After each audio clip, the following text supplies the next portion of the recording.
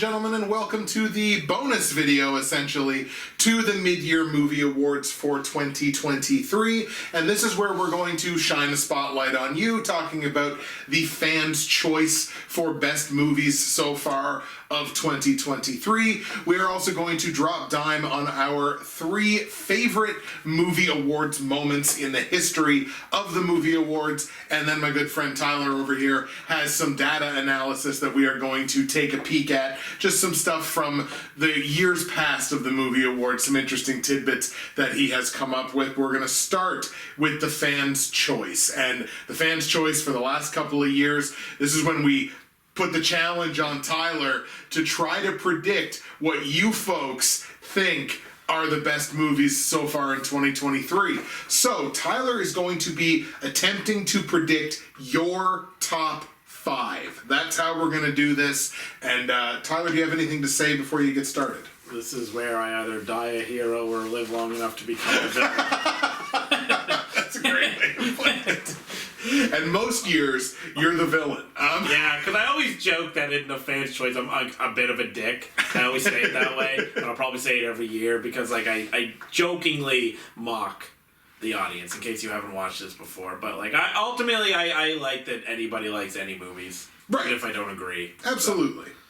So, before I give any hints or anything like that, we're going to have Tyler predict the top 5 from 5 to 1. Is there anything else you want to say before we get started? You ready to roll? Yep. All right. What do you predict will be the top 5 movies from fans' choice for 2023 so far? I'm not at all confident in this year, but like number 5, Creed 3. Okay. Number 4, Guardians 3. Okay. Number 3 is John Wick Chapter 4. Right. Number 2, we're gonna go Dungeons and Dragons. Ooh, okay.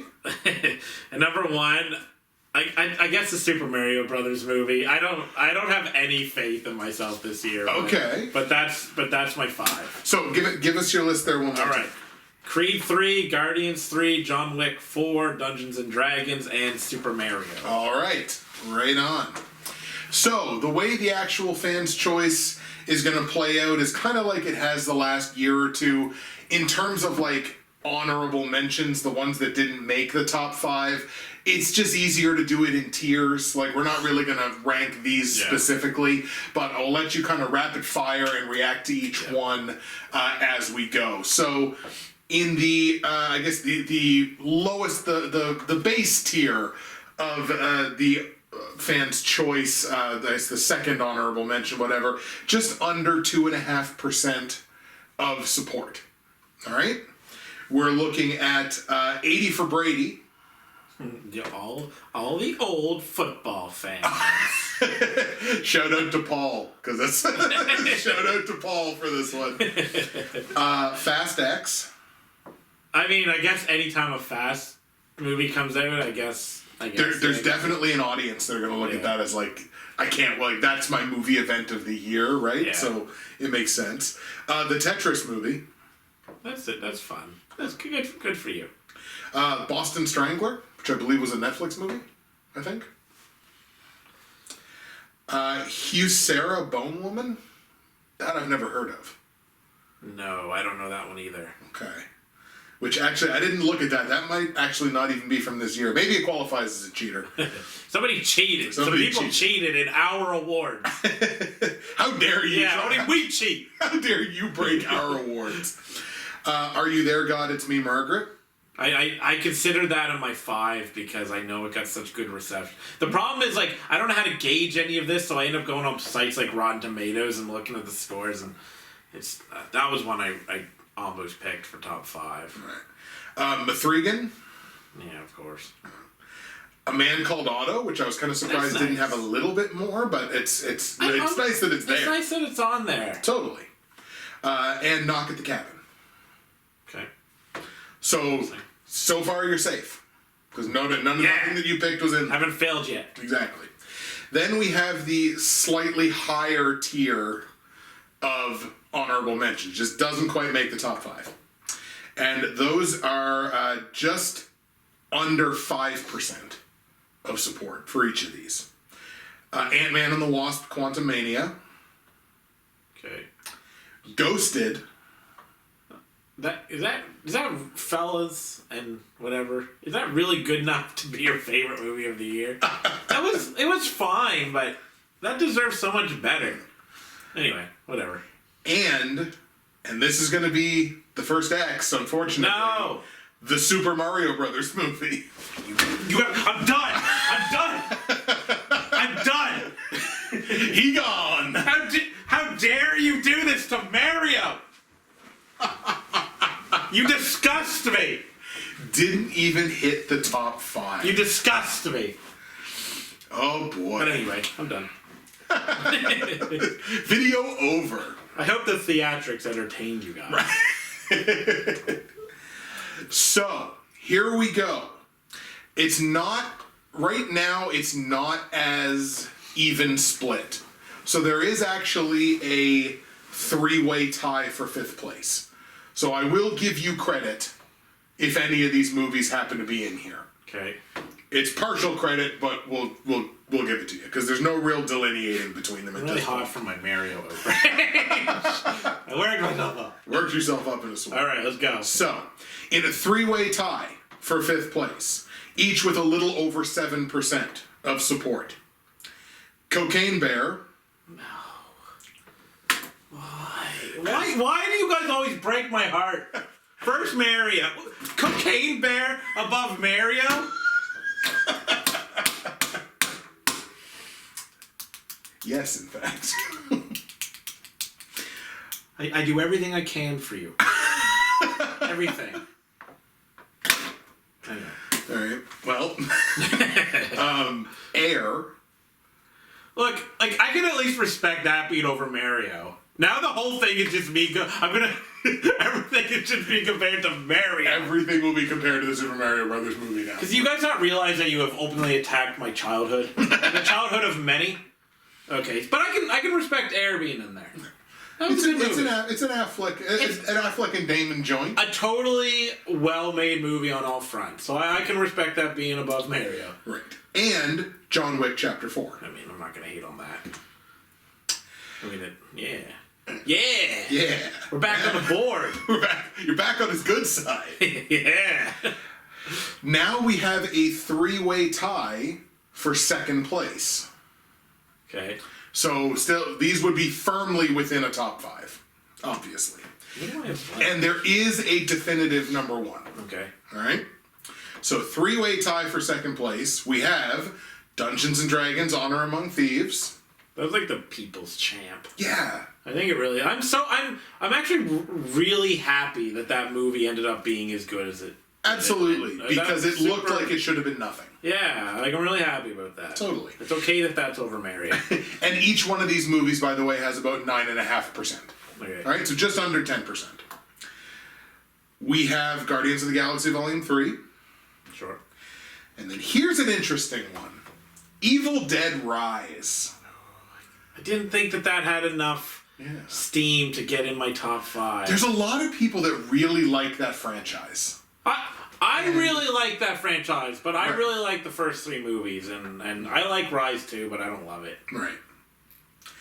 But then we have our runaway number 1 at over 14% of support. Just in and of itself. I have like no more movies because Creed. It's not going to be Creed. Head and Shoulders number 1, Scream 6. Hey! That's cool! Yeah. I didn't... Hey! Good job! So to this point in the year, Scream 6 sits as the people's champ. That's awesome! I did not see that coming at all. I didn't either, and I didn't know it was that well received. It started picking up steam, and I'm like, oh, this kind of has a chance, and it wound up hitting it. So you're almost forgiven for your Mario thing. Mario denial. And Cocaine Bear over Mario. So now that we've celebrated you, the fans, it's time to turn it back around and celebrate us. We're now going to talk about... Wait, hold on. I did not celebrate them at all. I'm their enemy now. Hypothetically speaking, we just celebrated you. So this is our top 3 basically movie awards moments from the previous 10 years of basically 9 years, 10 years of us doing this. It's the year-end movie awards. It's last year's mid-year awards. We're just looking at our 3 favorite moments from the history of us making the movie awards. I think Tyler might have a couple more that he wants to share, but that's what we're moving into now, and why don't we just go ahead and give Tyler the floor. I'm just gonna sit back here and I'm gonna let him go on a couple of these honorable mentions, ones that didn't quite make the cut, because no one has watched our movie awards more than Tyler. Like I've done analysis where I had to watch them. I have watched them for fun because it makes me feel happy, and plus I'm doing like the greatest hits spoiler for like the end of the year. Then, so folks, I've had to like you're gonna love it. Re-watch these. So plus I had the greatest hits to kind of watch. All right, so my honorable mentions. The Jennifer Connelly mid-years in 2022 bit is golden. You know what I love the most about that? That we're laughing, we're cracking up, and then Justin at the end where you're like, I'll make sure of that. Like it gets me every time. It was me basically. I think I said the line that like Jennifer Connelly might not survive to the end of the year. And then I was like, no, wait, the performance. Yeah, it was good. Watch the last year's mid-years. It's a beautiful moment of like pure hilarity, like pure laughter where we're losing it. I'm giving a shout out to the theme song to the movie awards. Oh yeah. Because all credit to him. I know he didn't make the song, but he chose it. And it's a perfect award song. Perfect. Oh, it's great. Like it's awesome. It's a great choice. So all props to you for choosing that. There's a Castle Award interaction from the 2022 Movie Awards, what I'll just quote. Justin goes, "Look, what we strive to do in these awards is bring joy, right? And nothing brings joy every year like the Castle Award." And I just like it gets my heart. And then there's another part where I'm like, I know that people are probably like, he's giving out awards to buddies. Like, yeah, I am. And in fact, I'll make you listen to this for 30 minutes. Because he laughed at it. That's why I chose it. Then there's another, Justin's excellent introduction to Can't Believe I Loved and I Can't Believe I Hated in 2018. Because first Justin is like, enough with the positivity. You came here to watch us trash something. And I'm like, yeah. Then we do the award. And then when he goes into... What, I Can't Believe I Hate or whatever? Right. Or, then he goes, I Can't Believe I Loved. Yeah, enough with being negative. You come here to hear us be positive. And I know that was obviously a bit. It worked. It worked 100%. I love that. I love that moment. And so I'll just go into like my number 3 now. Totally. It's a specific quote from a boy here. Okay. But I'm going to call this Valerian Sucks. Yes. So there's this one bit where he's like ragging on like Valerian in the City of 1,000 Planets, which we call Valerian in the City of 1,000 Poops. And Justin goes, I love this. He goes, you won't see anybody up at the Oscars be like, yo, Valerian cost more than Star Wars to make, and it sucked. Like I love that moment. I still can't believe Valerian cost more money to make than The Last Jedi. I know, but I love like because you gotta watch like the video where it is like Manners was like, yo, and it sucked. So I really like that moment. So that's my number 3. All right, yeah, that was a nice little fastball right down the throat of the people that made that movie. It's just like, you spent more money than The Last Jedi, and this movie sucks. That is a heck of a moment. I really enjoy it. I'm a big fan of that moment. Don't worry, it's in the greatest hits. Excellent, perfect. So I don't have honorable mentions because I kind of threw this together quickly earlier this morning. But my number 3 moment in movie awards history actually comes from, I believe it's from last year's. I think it's from the year-end awards. I don't think this was from the mid-years. I think it was from last year's. And it was the line that Hollywood is better off when the Predator is successful. Obviously talking about the film franchise The Predator. Yeah. Not the predators that are pervasive in Hollywood. But that was another one of those like Jennifer Connelly moments where it was like, Hollywood's better off when the Predator is successful. And then I realized what I said and I just put my face in my hands and just started dying. That was like, I can't believe I just committed that line to film and it will exist on the internet forevermore. Yeah. And felt the need to correct myself, but you know what? It's a matzo ball that's already out there, so we're just gonna go with it. So that's my number 3 moment, because it was that, again, that genuine moment of, I can't believe that just came out of my mouth, and I know I'm not gonna cut it, because it's just too good. It's especially good coming after the Jennifer Connelly at the mid-years bit. Yes. Because, like, there's literally, like, I reference it in my reaction to that. I'm like, oh, we're not gonna do this again! And as soon as I said it, too, you're like, wow. Your reaction is just, wow. Alright, so my number 2... It's not like a specific line or whatever, but I gotta throw it out there. But it's the top 5 best movies from last year. Yeah. From the end of the year 2022. That whole segment of that top 5 is so good. Yeah, if you guys only watch like one thing we've ever done, right? And for some reason watching this, watch the top 5 from the 2022 awards, because like it's kind of bonkers.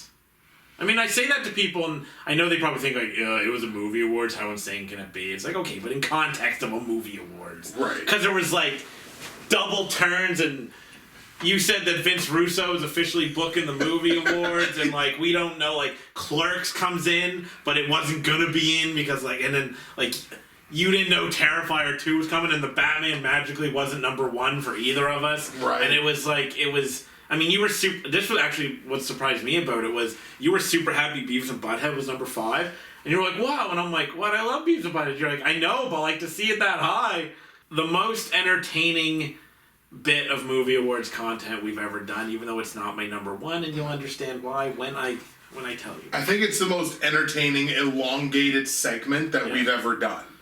Like just to take that in a vacuum, and just like this. It is, neither one of us could have predicted how that was going to go, and the fact that it went so well to just that elongated segment together was absolutely, it was fantastic. So much so that it gets like a cut version in the greatest hits, like it's going to have its own section. It's just there on its own. Yeah, it's probably like another like 10-15 minutes or so of it just itself. Oh, beautiful. So my number 2, my second favorite moment in movie awards history, is it goes to one of our intros, one of our perfectly crafted pre-video intros, like you saw at the beginning of this, and it goes to just one particular line, and it feels like it could be a throwaway line, except for how we follow up on it. And the throwaway line is ladder match.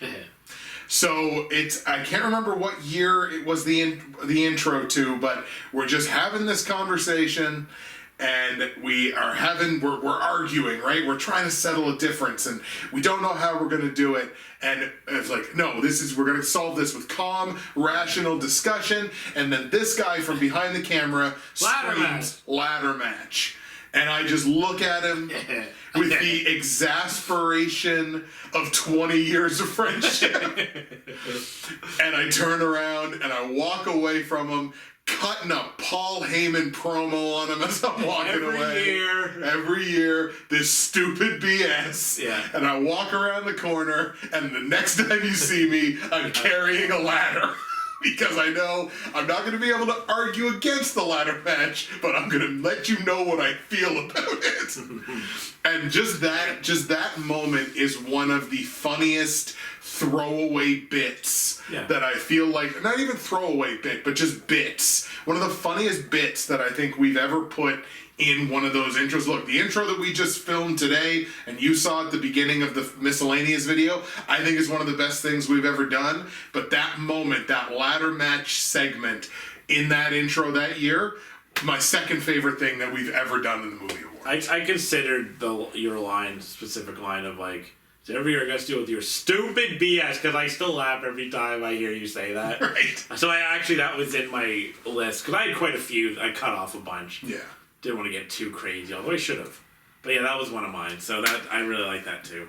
And one of the things, just from a filming perspective, when I say the line, the stupid BS, I've already gone around the corner, so my voice is dull, like, because I'm walking away. So it's just, you hear this, like, muffled, stupid BS, and it's just, it came off so wonderfully. So that's my number 2 choice, but I'm very excited to hear your number 1. My number one is emotional. Alright, so it's the 2022 opening ceremony, the all of them bit. So, So here's the thing. Justin goes, how many universes do we do the movie awards in? And then I walk, and then there's like sad music, and I look at his window, and I go, all of them. And then I turn around, and I go, but Castle is also in all of them, and in most of them, he even hosts them. And then Justin goes, genius. So here's why I like it, though. Is it the funniest bit? No. But here's the thing. In Doctor Strange, that year, he, looking at his wife or whatever, he's like, I love you in every universe. This was basically my I love Castle in every universe moment. Yeah. Like, it really was. Because, like, he exists in every universe. Like, so that was my moment. To be like, because I think that's like the sweetest line ever muttered maybe in movies. Is like the I love you in every universe. Like, that is such a good line. And so I got to have my little moment declaring to the bud that he is in every single one of my universes. Yeah. It's the most sentimental pick that we've come up with so far, I would say. But it's played as jokes, but like if you look into it and you know me, it's just like, oh, yeah, he's just saying he loves his bud. There's deeper, there's definitely, there's deeper to that, which I really, really like. That's a really good choice. Thanks. My choice for number one is very self-serving, but it also highlights one of the best genuine reactions that we've ever had in the movie awards, which is 2020, my number one pick, Wolf Walkers. So the Wolf Walkers moment, when he doesn't know, he's trying to figure out, my God, what did you pick for number one? And I throw a movie at him that he had already mentioned, and I had to sell for multiple picks. Like I hadn't, well, not even sell like I hadn't seen it, but not give away that I had and that it was my number one, so that when that came out of my mouth, for him to be like, oh my God, you did see Wolf Walkers. I did watch Wolf Walkers. Isn't it beautiful? I love it so much. It's so good. So it's one of the best, most genuine reactions that we've ever had, like just with a single pick in the movie awards, and it's easily my favorite moment, I think, that we've ever put on camera. Totally respectable. I don't disagree that it's an amazing moment. The problem with it is I ruined it for myself because I had to rewatch it because like I did the Hall of Fame where we put Wolf Walkers in, and it's also in the greatest hits. That part of it is in the greatest hits. So like I've seen this a lot and I hate myself. Like I'm so goofy. I'm like, oh, you did watch Wolf Walkers. But it's only because like I've heard it a gazillion times. Yes. Because like I rewatched the Hall of Fame ceremony when I did it multiple times to see if I could pick up parts I didn't like or how to improve. So I've seen it to death. Totally. But there's no denying that it was a great moment. Like for sure. Like that was probably the best. I mean, probably the best moment of that year, I would imagine. That wasn't even like an amazing year because that was like the panini. Exactly. And stuff, so we found some joy amongst the pandemic. Absolutely. So now, we've indulged you, we've indulged us, now it's time to indulge the data. So, Tyler has gone ahead, and this is like I hesitate to call it a passion project for you, but to go through and kind of dig into some of the data from the movie award. Like, we've done the movie awards now so many times, and we've said so many things, and watched so many movies. It was an interesting concept to go in and see actually what the data says about what we've put on film, and it's something that Tyler has taken to like a fish to water, and I'm going to leave the floor to him. So a couple points. When I compared stuff, I compared to like IMDb because they make their data sets readily available to look at, and I didn't go by what we rated in the movie awards. For this, we rate on a website called Criticker, and we have for years. So I went by the ratings because he could export his Criticker ratings. So like, say for example, his number one movie of one year was like Guardians of the Galaxy 1, but he actually rated like a movie higher than that. Right. But he didn't put it number one. Well, the Criticker ratings will show that he actually rated it higher. So. Because we don't always put the movies that should be number one, depending on rating. So I just wanted to say that. So it's based on scores, not ranking. So let's go to... We're going to give IMDb's favorite movies from 2010 to 2022. This was kind of weird, but I only included movies with 200,000 votes on IMDb because otherwise there were some movies on there that I feel were like heavily skewed because, like, specifically movies from India. Okay. Which, sure. like, it wouldn't be much fun. I did leave a couple movies from India in there. I just figured it wouldn't be interesting conversation for a lot of people unless you're really into, like, Bollywood and stuff. Right. So I did top 20 IMDb, and I'm going to start at 20 and go to 1. Okay. So it's Spider-Man No Way Home, Toy Story 3, Top Gun Maverick, The Hunt, the Swedish one, A Separation, Your Name, The Dark Knight Rises, Spider-Man Into the Spider-Verse, Joker, Django Unchained, Coco, Ooh. Avengers Infinity War, Avengers Endgame, Whiplash, The Intouchables, which I don't know. That might have been... Is that Indian? No. I don't think so. Parasite, Interstellar, The Kashmir Files, which I've heard of but never watched. Jai Bim. I had to put it because it was like number 2. Right. It's an Indian movie. And then Inception. Wow. Hey. Which didn't surprise me because I've looked at IMDb before and I could see it. Right. So this is the Justin Tyler Movie Awards top 30 of all time. Okay. Judging from our combined ratings. Mm-hmm. So basically our consensus top 30. Yeah. Cool. So again, from 30 to 1. The Banshees of Inisherin. Wow. Deadpool 2. Nomadland. Coco. Clerks 3. Bad Times at the El Royale. I'm kind of like sort of seeing this for the first time in a way because I've like I didn't really look too much because I wanted it to be a surprise to me. Sure. Zack Snyder's Justice League. I'm happy with us. Excellent. Mad Max Fury Road. Okay. Kingsman: The Secret Service. And feel free to jump in on any reactions here. Dawn of the Planet of the Apes. Makes A sense. Quiet Place. Star Wars: The Force Awakens. So Force Awakens would be the one. Yeah, I rated that super high, and I think if we went back, we would both. I mean, that was my number 1 movie that year. yeah, And I think if we went back and reevaluated that movie, it would not be where it wouldn't be. I don't think it would be on this list. right. But one that deserves to be on there, Inception, and then Guardians of the Galaxy, and then Wolfwalkers, Spider-Man: No Way Home, Avengers: Infinity War, The Batman, Avengers: Endgame. I actually think Infinity War is better.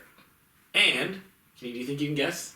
The number 1, Straight Outta Compton. Yes. That's all. Look at that. Well, because it was 1 and 2, Yeah. right? And Oh, I still that's think so you cool. did it dirty that year. I but might have. Yeah. but it was Might still have. number 2, and I think number 2 in his. Oh, that's so cool. So who had the better top 10? Us. Definitely us. Us. It's nice to. It was nice to see some crossover there between the IMDb top 20 and our top 30, because there was at least I think 5 films on there. I think that was crossover between the two. I'm so happy that. First of all, I'm so happy that I, with almost no thought, called the number 1 for us. That's so cool. Straight Outta Compton is the movie that maybe I've watched the most amount of times. Yeah. Straight Outta Compton was one of the movies of our movie awards era, I guess we can call it. Yep. That, like, was probably an event. Yeah. Which is weird. But, like, because it became such a thing for us, you know? That, I saw that movie in theaters 3 times. yeah, I think I saw it 4 or 5 times, and a couple were with you, I think. Yeah. So... And I don't know that we had ever, to that point, gone to the same movie in theaters together twice. Yeah, no, probably not. I don't know if we have since. I don't think we have.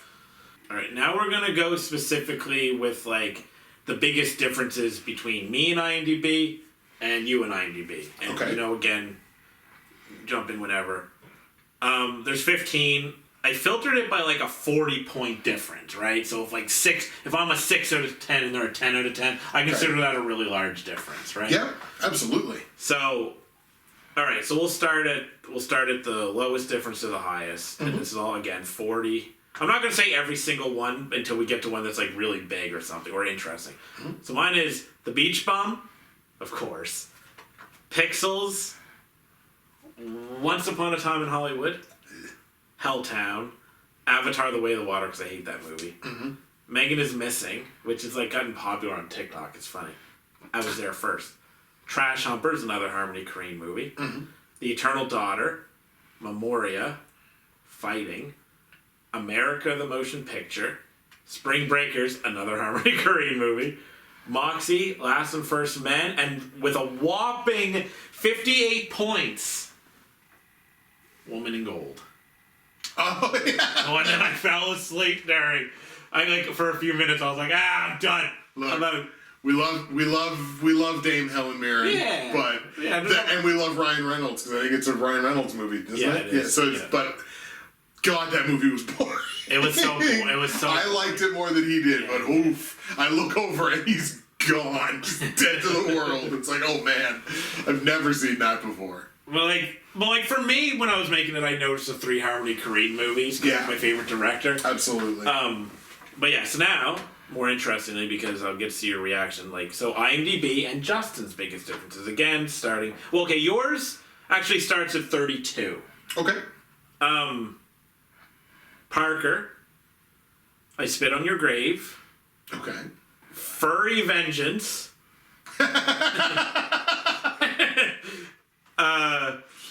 Beverly Hills Chihuahua 2. Hobo with a Shotgun, Nova Scotia represent. There you go. The Other Woman. Freezer. Megan is Missing. Dead Space Aftermath. Now we're going into the 40s. Okay. Lottery Ticket. Hercules. Oh, God. Charlie St. Cloud. Okay. I don't even know, some of these, really. They're Watching. Yeah. Premature at 47. Absolutely. At 52, the only 50, The Brothers Grimsby. Oh, yeah, that movie's terrible. That's Sacha Baron Cohen at his absolute worst. Not even Mark Strong could save that movie. Right. Okay, yeah, there's nothing in there that totally shocks me. I forgot that I even watched Charlie St. Cloud. Yeah, and there's a couple in there that are just utter pieces of garbage. And I mean, look, a couple of them I would have rated maybe a 15. Yeah. So it doesn't shock, even IMDb doesn't love that movie. Yeah, right. That's a problem with data, numbers sometimes. Absolutely. You despise it, but they still didn't like it, but there's a big enough difference. That's where it gets kind of weird sometimes. Totally. When you get into kind of that middle area, too. Before we get into the only battle that matters between me and him and our biggest differences, I just want to give a few little quick tidbits of information. Maybe it's not interesting. Our total swears, roughly 493. Now there's a little bit of weirdness to it because sorry, YouTube. I did keep track originally when I was watching the videos of who swore and whatnot, so I have a really accurate number. But then the last few years I'm not doing that because I'm not rewatching, ticking the boxes. So I kind of do a transcript search, and they actually censor swear words in the transcript. But I know how they censor it, so it's probably not entirely accurate. And I don't know who's doing the swearing when anymore. But it's mostly me. Well, it's more often me, especially early on. I've been a lot better, but at first it was the Wild West of just swearing. It was so many swears. Number of countries represented across all awards. The Worldwide, Mr. Worldwide Award. 30 countries we've represented. There's 210 in the world. We've only done 30. That might be weird, but I guess that's... movie genre that's represented with the highest average in best movies. Can I guess? Oh yeah. Sorry. No, that's okay. No, the superhero is 100% what I would have guessed.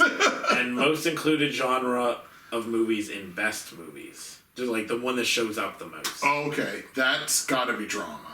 Yeah. Alright, now we get into the fight. All right. We're gonna start at 10 with a 30-point difference. Hereditary. Alright, that's one against me. Because you loved it. Nine upsets me a little bit. Okay. I mean, 30 points isn't a massive difference. Right. But The American. I really liked it. Because here's the thing. I enjoyed the like tension of like being the spy or whatever. How like kind of like paranoid he was and stuff. You didn't do it as much for you.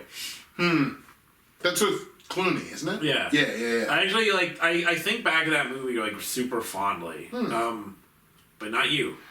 Not me. But you didn't hate it either. So, all right.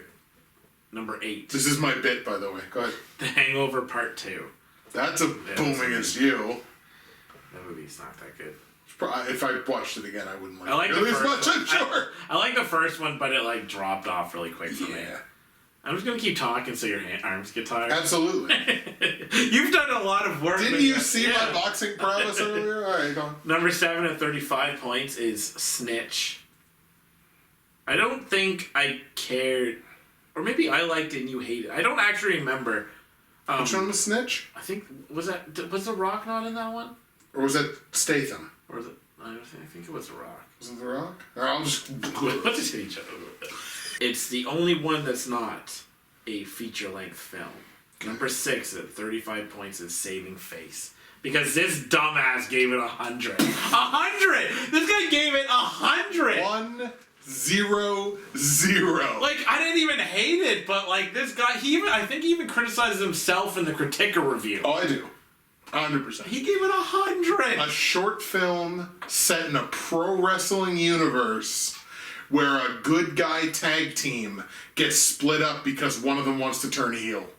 I mean, it's not a bad premise. That's a brilliant premise. I like it, but man, that movie does not deserve 100. Like I would have been more okay with like, 1, wrestling. 0. Wrestling isn't wrestling. I would have been like, yeah, you know what? I can see it. I've watched that movie a few times. It's like super entertaining. Fair enough. All right. Number 5 is The Last Airbender. You must have despised it because I gave it, not that I liked it. Oh, no, wait. I didn't hate it. Me. Like, I was just kind of like, look, it's kind of an entertaining movie-ish, even though I don't care about the... Right. Number 4 at 40 points is 50 Shades of Grey. That's against you, because that movie Sucks. is not as bad as it should have been based on the book. The book is absolute, utter gutter trash. They both are, the movie and the book. Nah, the movie's great. Number 3 at 45 points is Avatar: The Way of Water. That's a you, That's I guess. amazing. Blah. Although, really, technically, it's also blah, because I don't think that movie's... I think I overrated that movie. Did you? I'm pretty sure I did. Number 2, 45 points, 50 Shades Darker. And yet, I'm the only one who completed the trilogy. So... True. It's one of my great moments that I talked up that franchise just enough that he watched the third one and I pieced out. I completed it. Oh, God. And then, at a whopping 50 points at number 1, Sausage Party. Because you liked that turd. I went with 2 of my brothers and we all came out and we were like, that sucks. And then this guy must have rated it. Well, maybe he didn't rate it super high because I probably rated it fairly low. But still, the fact that there's that much of a difference, it's like, what movie did you see? You keep talking, I'm gonna find my I don't review. know what to say. The movie sucks. It's just unfunny.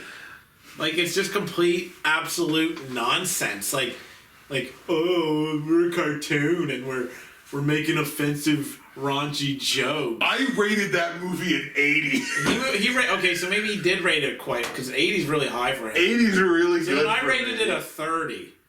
Oh, boy. Which, again, there's worse movies than Sausage Party, but... We're gonna take a second and put me on blast. Oh, good. Alright. So, this is what 2016 Justin thought of the animated sausage movie. I can't deny a movie that made me laugh so consistently and so hard. It's a narrow bridge to cross to find appreciation in the movie, and a lot of that has to do with the fact that, yeah, this movie is crude as hell, borderline racist, borderline sexist, borderline basically everything. It's got an interesting message about religion that sure has been touched before and is maybe even still a little heavy-handed. It's not Trey Parker and Matt Stone at their best, but this is totally a good time. What did I say?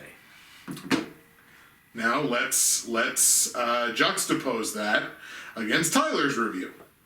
I don't even know what I said. I can't remember what I said. He says, sure, it has a mind and explores religious themes pretty heavily. And sure, it has a food orgy. But none of this can mask how painfully unfunny it is. I laughed maybe 3 times, and that's because it suffered from the virus that so many comedies do. It just gets shoving moment after moment into my face.